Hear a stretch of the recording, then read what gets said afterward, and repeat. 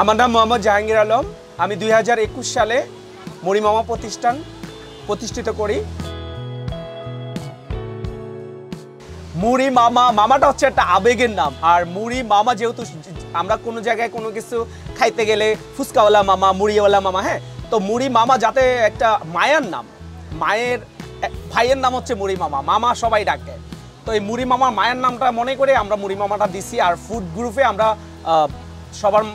সবাইকে একটা রিকমেন্ড করলাম যে কিভাবে মানে কোন নামটা রাখলে ভালো হয়, তো সবাই মুড়ি মামাটাই সিলেক্ট করছে। মুড়ি তো একটা সাধারণ জিনিস, এইটারে অসাধারণভাবে কিভাবে করা যায়, যেভাবে খাইলে মানুষ সারা জীবন অসুস্থ হবে না, সারা জীবন খেতে পারবে, সেভাবে আমরা কাজ করতেছি। এবং এটাতে যাতে পুষ্টি উপাদান নিশ্চিত করা হয় এবং ভালো সয়াবিন তেল, যেটা লো কোলেস্ট্রল অথবা গ্রেড ভার্জিন সরিষার তেল, ইউরিয়া মুক্ত প্যাকেটজাত মুড়ি, এগুলো নিয়ে আমরা কাজ করতেছি।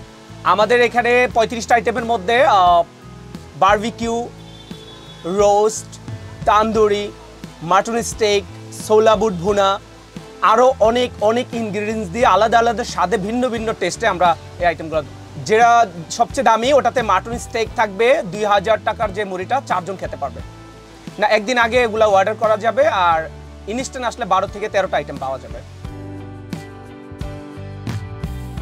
আমরা যখন জানতে পারলাম যে ওয়ার্ল্ডের ভিতরে ইন্ডিয়া 13টা মুড়ির আইটেম আছে বিভিন্ন ধরনের রেসিপি দিয়ে, তো আমরা তখন 28টা আইটেম তৈরি করছি। তো আমার মনে হইলো যে ইন্ডিয়া যেহেতু 13টা আছে, আমরা 28টা করছি, অবশ্যই ইন্ডিয়া থেকে এগিয়ে, তাহলে গিনেস বুকে ওয়ার্ল্ড তো আমরা নাম লেখাইতেই পারি। তো সেই সুযোগে আমরা অ্যাপ্লাই করছি, বাট এখনও ওরা রেসপন্স করে নাই। কিন্তু গুগলে আপনি সার্চ করলে মুড়ি মামার সবচেয়ে বেশি মুড়ি আইটেম পাওয়া যাবে। মানে অনলাইন যদি আপনি ঘাটেন, সেক্ষেত্রে মুড়ি মামার আইটেমগুলো সবচেয়ে বেশি দেখা যাবে।